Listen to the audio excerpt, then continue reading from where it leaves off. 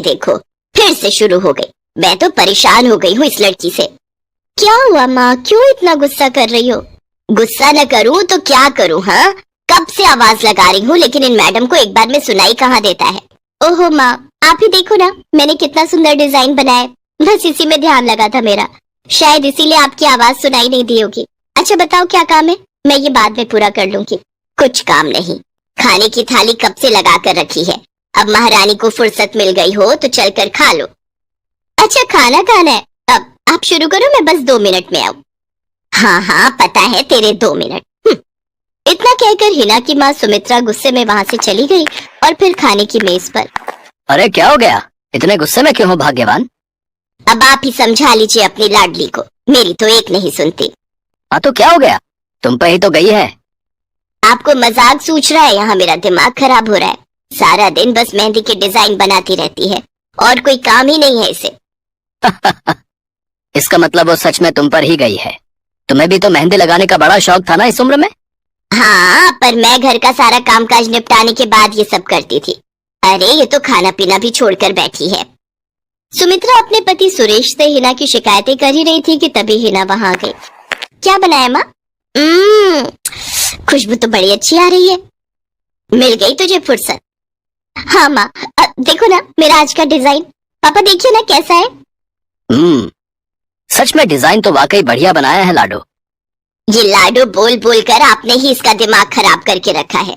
मेरी जान को कितना काम है पता है, ती जा रही है, मगर ये लड़की मेरी बिल्कुल मदद नहीं करती। ओहो, आज सिर्फ खरी खोटी ही सुनाओगी या कुछ खाना भी मिलेगा भाग्यवान?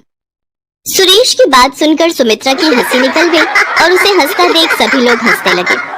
हिना अपने माता पिता की अकेली संतान थी। हिना को बचपन से ही मेहंदी के नए नए डिजाइन बनाने का बड़ा शौक था।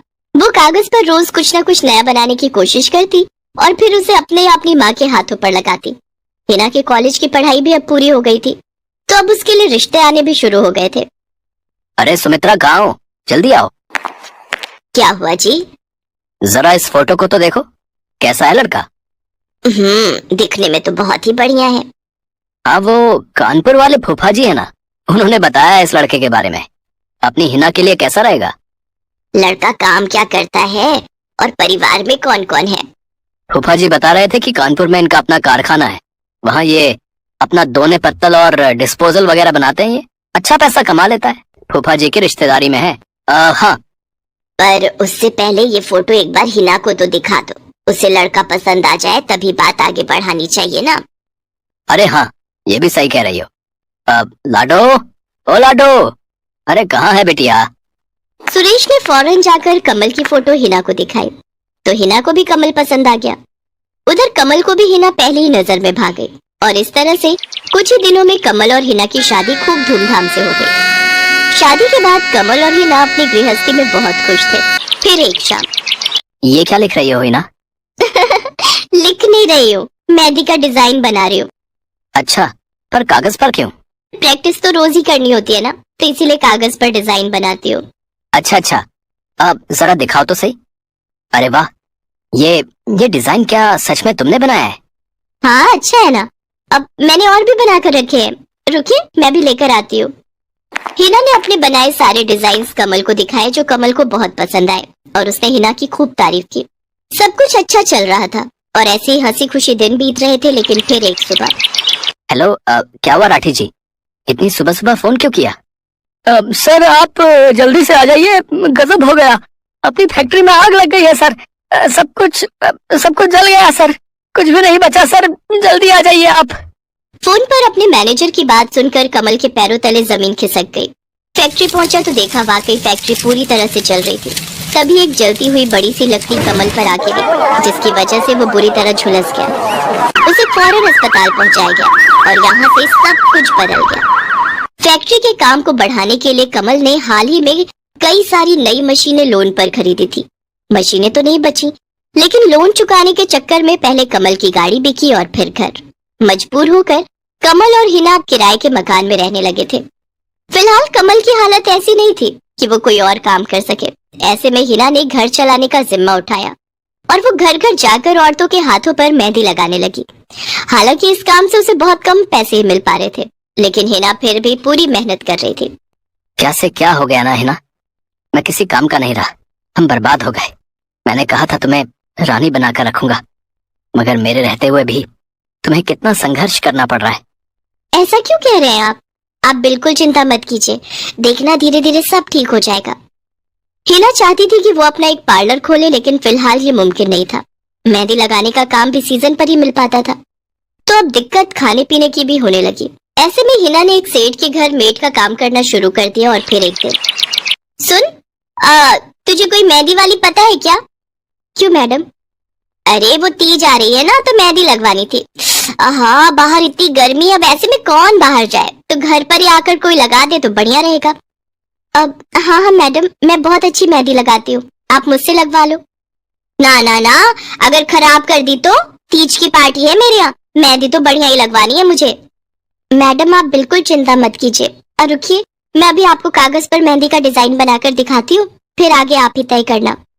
इतना कहकर हिना ने फौरन एक कागज लिया और कुछ ही देर में उस पर एक बहुत ही सुंदर मेहंदी का डिजाइन बना दिया। और फिर, अरे वाह, ये तो सच में बहुत सुंदर है, बिल्कुल नया और बहुत ही खूबसूरत डिजाइन है। अब तो ये डिजाइन मेरे हाथ पर भी सेम टू सेम लगा देगी ना? हाँ मैडम, आप मुझ पर विश्वास कीजिए, मैं बचपन से ये करती आई हूँ। उस दिन हिना ने पूरे मन से अपनी मालकिन के दोनों हाथों पर मेहंदी लगाई। हिना ने जो डिजाइन बनाया था वो एकदम नया था और सुंदर भी। फिर अगले दिन, नमस्ते साहब, वो आपको कुछ? हाँ, मैं तुम्हारा ही इंतजार कर रहा था।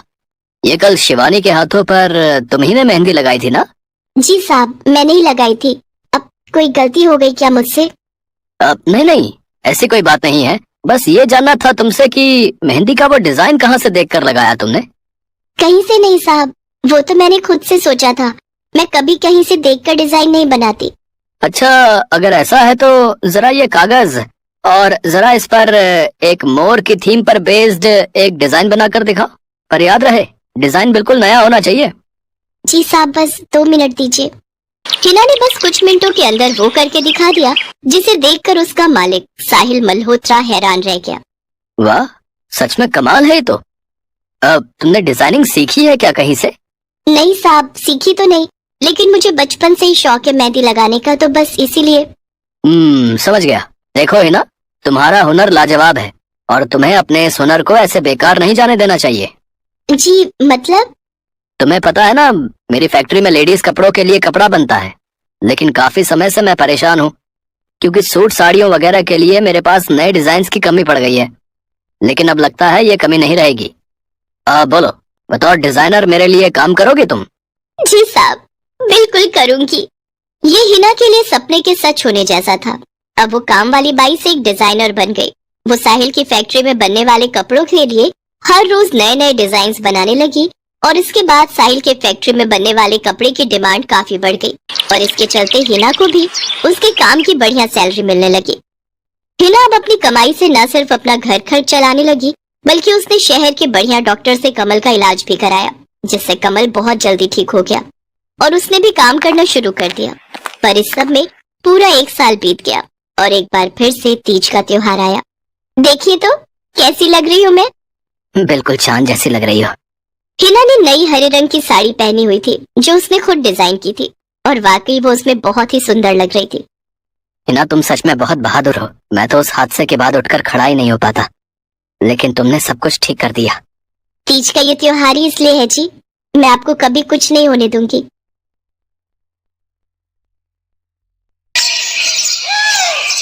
मीरा, ओ मीरा, चल तो जल्दी से आटा गूंथ दे, मैं फटाफट रोटियां सेक दूंगी। नहीं माँ, मैं नहीं गूंथ पाऊंगी, मैंने मेहंदी लगा ली है हाथ पर। क्या? सुबह सुबह तू फिर मेहंदी लगाकर बैठ गई? बड़ी मक्कार है सच में, काम में मदद ना करनी पड़े इसलिए जब देखो मेहंदी लगाकर बैठ जाती है। चल जल्दी से हाथ धोकर आ मेरे पास, मुझे काम पर जाने के लिए देर हो रही है। माँ बस आज कर लो ना, देखो ना मैंने कितनी मेहनत से कितना सुंदर डिजाइन बनाया है। लेकिन जैसे ही उसकी नजर मीरा के हाथों पर पड़ती है, उसका गुस्सा पल भर में गायब हो जाता है। वो मीरा से कहती है, अरे वाह मीरा, तूने तो बड़ी सुंदर मेहंदी लगाई है। हाँ माँ, वो शांति दीदी ने मुझे एक किताब दी थी कल, उसमें बड़े ही सुंदर सुंदर डिजाइन बने हैं, बस उसी में से देखकर लगाई है मैंने। सुंदर है ना? हाँ बहुत सुंदर है। अरे लेकिन मुझे तो ओफो, फिर लगा लिया ना तूने बातों में। पहले से ही देर हो रही है, ऊपर से तू भी मेहंदी लगाकर महारानी जैसे बैठ गई है। माँ, तुम इतना परेशान क्यों होती हो? 1-2 घंटे में जब मेरी मेहंदी सूख जाएगी तो मैं घर के सारे काम कर दूंगी। मीरा की बात मानकर कावेरी काम पर चली जाती है। वो एक बड़ी सोसाइटी के घरों में काम करती थी और इसी काम से कावेरी और मीरा का गुजारा चलता था। कावेरी के पति की कई साल पहले एक सड़क हादसे में मौत हो गई थी।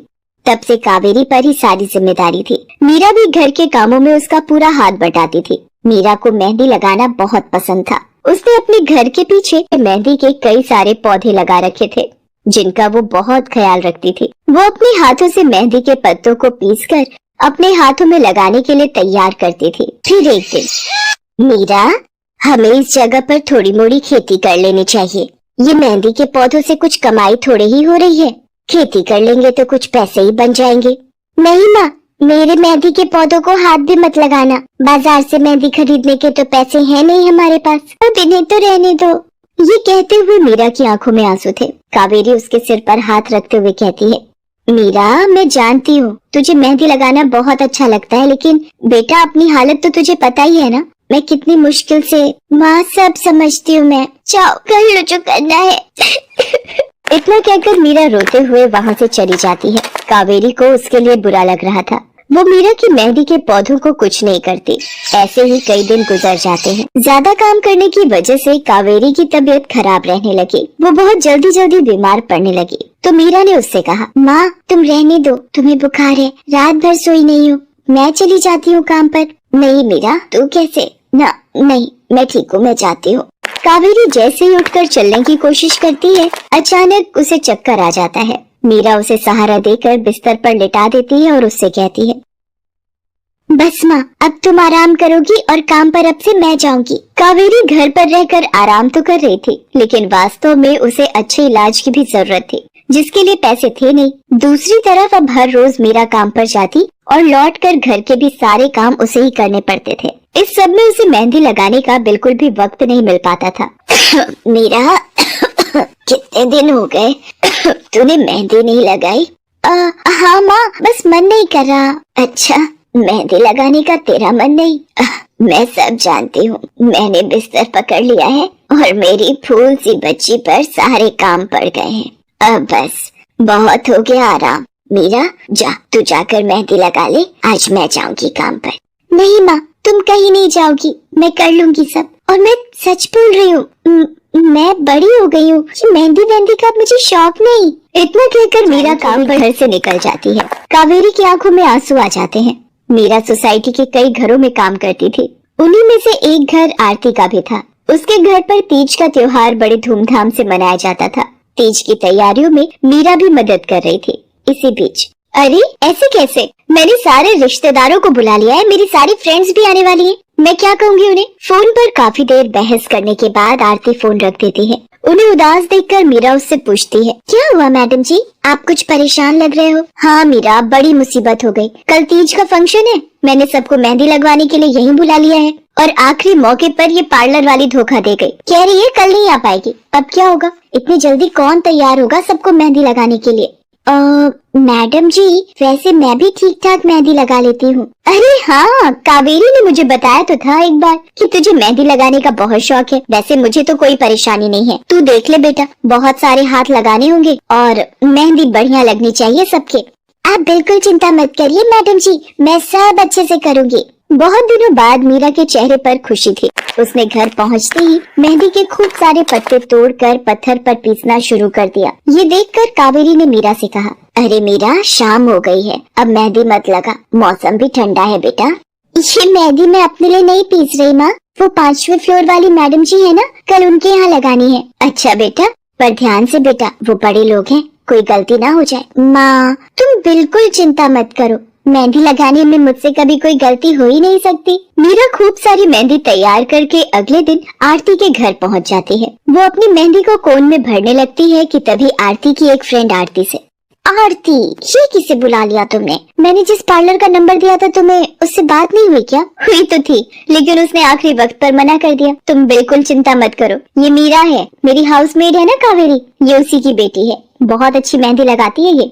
ओफो आरती, तुम भी ना, पार्लर की बात अलग होती है, उन लोगों का मटेरियल ब्रांडेड होता है, मेहंदी के रचने की गारंटी मिलती है वहाँ से। और इसकी मेहंदी तो मुझे कुछ समझ नहीं आ रही, इस पर तो कोई लेबल तक नहीं है। अगर कुछ गलत रिएक्शन हो गया हाथों पर तो? आप बिल्कुल चिंता मत कीजिए मैडम जी, ये मेहंदी मैंने खुद पीस कर तैयार की है। मेरे पास बहुत सारे मेहंदी के पौधे हैं, इसमें कुछ भी ऐसा नहीं है जो आपके हाथों को नुकसान दे। ना भाई ना, सॉरी आरती, बट मैं अपने हाथों को लेकर कोई रिस्क नहीं ले सकती। तुम सब लगवाओ, मैं तो पार्लर जाकर ही लगवाऊंगी। इतना कहकर आरती की दोस्त शालिनी वहाँ से चली जाती है। आरती मीरा को इशारा देकर काम शुरू करने को कहती है। अरे वाह, मानना पड़ेगा, इस बच्ची ने कमाल की मेहंदी लगाई है। मुझे तो नहीं लगता कि इस मेहंदी का वैसा रंग आएगा जैसा पार्लर वाली मेहंदी का आता है। अब बस भी करो शालिनी, मेहंदी कैसी रचेगी ये कल तक पता चल ही जाएगा ना। बच्ची है वो, उसे इस तरह डराओ तो मत। अरे मुझे क्या, मेरे हाथ कौन सा खराब होने वाले हैं, तुम ही लोग लगवाओ और तुम ही भुगतना। शालिनी गुस्से में वहाँ से चली जाती है। उसे पूरा यकीन था कि मीरा की मेहंदी रचेगी नहीं, साथ ही हाथों पर उसका गलत रिएक्शन भी हो सकता है, लेकिन जो हुआ वो इससे बिल्कुल अलग था। अगले दिन मीरा के घर पर। अरे मैडम जी, आप यहाँ? आपने तो आज काम पर आने के लिए मना किया था ना, मैं इसीलिए नहीं आई। हाँ हाँ, कल तुम कितना थक गई थी, इसीलिए मैंने आने को मना किया। मैं यहाँ तुम्हें काम पर बुलाने नहीं बल्कि किसी और काम से आई हूँ। अंदर नहीं बुलाओगी? अरे माफ कीजिएगा मैडम जी, आइए अंदर आइए। आरती को देखकर कावेरी भी बिस्तर से उठकर खड़ी हो जाती है। आरती के साथ उसकी दोस्त शालिनी भी थी। मीरा उन दोनों को पानी देते हुए कहती है, ये लीजिए मैडम जी, मेहंदी तो ठीक से रची ना मैडम जी? ये तुम्हें मैं नहीं शालिनी बताएगी। फिर शालिनी अपने हाथ मीरा की तरफ बढ़ा देती है। उसके हाथों पर कई जगह छाले पड़े हुए थे। ये देखकर मीरा उससे कहती है, अरे ये क्या हुआ मैडम जी? मैंने तुमसे मेहंदी नहीं लगवाई, उल्टा तुम्हारा अपमान करती रही, उसी की सजा मिली है मुझे। मैंने सबसे महंगे वाले पार्लर में जाकर मेहंदी लगवाई। मैंने उनसे जोर देकर कहा कि मेहंदी का रंग बहुत बढ़िया आना चाहिए। इस चक्कर में उन्होंने पता नहीं क्या क्या मिला दिया मेहंदी में, और मेरे हाथों का ये हाल हो गया। और दूसरी तरफ तुम्हारी मेहंदी, जिसने भी लगवाई उसके हाथों की रंगत ही अलग है। देखो आरती के हाथ देखो जरा। आरती ने अपने हाथ आगे बढ़ा दिए, जिन पर मीरा के हाथों से लगी मेहंदी का बहुत ही अच्छा रंग चढ़ा था। फिर आरती कावेरी के पास जाकर उससे बोली, बस कावेरी, ये झाड़ू पोछा और बर्तन बहुत करवा लिए तुमने मीरा से, ये अब वो करेगी जो इसे करना चाहिए। जी क्या मतलब मैडम जी? ये अब मेहंदी लगाएगी सबके हाथों पर। हमारी एक दोस्त का अपना ब्यूटी पार्लर है, उसे मीरा का काम और उसकी मेहंदी की क्वालिटी बहुत अच्छी लगी। वो मीरा को अपने यहाँ काम देना चाहती है, अच्छे पैसे भी देगी वो मीरा को, और तो और वहाँ रहकर मीरा पार्लर के दूसरे काम भी सीख पाएगी। आरती की बात सुनकर कावेरी की आंखों में आंसू आ जाते हैं। वो हाथ जोड़कर आरती का शुक्रिया अदा करती है। मीरा भी बहुत खुश थी। अब न सिर्फ वो अपना मेहंदी लगाने का शौक पूरा कर सकती थी, बल्कि अच्छे पैसे कमाकर अपनी माँ का इलाज भी करवा सकती थी। एक समय की बात है, केशवपुर नामक गांव में सरला नाम की एक बूढ़ी विधवा औरत अपने बेटा बहू के साथ रहती थी। सरला की बहू जया स्वभाव से बहुत बुरी थी। वो रोजाना सरला से बात बात पर लड़ती रहती थी। सरला का पति किशन शहर में मजदूरी करता था, इसलिए वो कभी कभी ही गांव आ पाता था। किशन शहर से घर खर्चे के लिए पैसे भेजता तो 2 लिफाफे भेजता, एक अपनी माँ के नाम और एक अपनी पत्नी के नाम। पर जया सरला के पैसे भी अपने पास ही रख लेती थी। ऐसे ही एक दिन, ये सरला देवी और जया जी के नाम के मनी ऑर्डर है। लाओ लाओ भैया, जल्दी से मुझे दे दो। ये सरला देवी के हस्ताक्षर करके ही उन्हें मिलेगा। माँ जी आराम कर रही हैं, लाओ मैं अंगूठा लगवा कर लाती हूँ। ए बुढ़िया, जल्दी से इस कागज पर अंगूठा लगा दे। भैया मनी ऑर्डर मुझे दे दो। जया सारे पैसे अपने पास रख लेती है और अपने और बेटे बिट्टू के लिए खाने पीने की चीजें खरीद लाती है। माँ बहुत भूख लगी है। ये देख, मैं तेरे लिए कितने सारे पकवान लाई हूँ, पूरी, छोले, समोसे, कचौड़ी। चल हम दोनों मिलकर खाते हैं, मजा आ जाएगा। जया बहू, बहुत भूख लगी है, सुबह से कुछ भी नहीं खाया है। अगर थोड़ा सा कुछ खाने को मिल जाता तो। पता नहीं इस बुढ़िया को कितनी भूख लगती है, जब देखो हम माँ बेटे के खाने पर नजर लगाती रहती है। ये ले पकड़, आधी कचौड़ी दे रही हूँ, अब रात तक कुछ खाने को नहीं मिलेगा। और तुझे तो मैंने बोला था कि कपड़े धो देना, तेरे से अभी तक कपड़े नहीं धुले। ये कचौड़ी खाकर चुपचाप सारे कपड़े धो देना, नहीं तो मुझसे बुरा कोई नहीं होगा। बेचारी सरला कचौड़ी का एक टुकड़ा खाकर भला क्या पेट भरती। वो फिर से दोबारा काम पर लग जाती है। एक दिन किशन शहर से वापस आने वाला था। जया को पता था कि जब किशन सरला से पूछेगा कि वो उसे पैसे बराबर भेजता है तो उसे मिलते हैं या नहीं। ये बात सोचकर जया थोड़ा घबरा जाती है और वो सरला से कहती है, ओ बुढ़िया, अगर तूने अपने बेटे से कहा कि तुझे उसके भेजे हुए पैसे नहीं मिलते तो मुझसे बुरा कोई नहीं होगा। वो तो एक दिन रहकर चले जाएंगे, उसके बाद जो मैं तेरा हाल करूंगी ना, फिर तू देखती रह जाएगी। इसलिए अपने बेटे के सामने दुखड़े रोने की कोशिश मत करना। नहीं बहू, मैं किशन को कुछ नहीं कहूंगी। माँ, मैंने तुम्हें पैसे भेजे थे, वो तुम्हें मिल गए थे ना? अरे आप बिना कैसी बातें करते हो?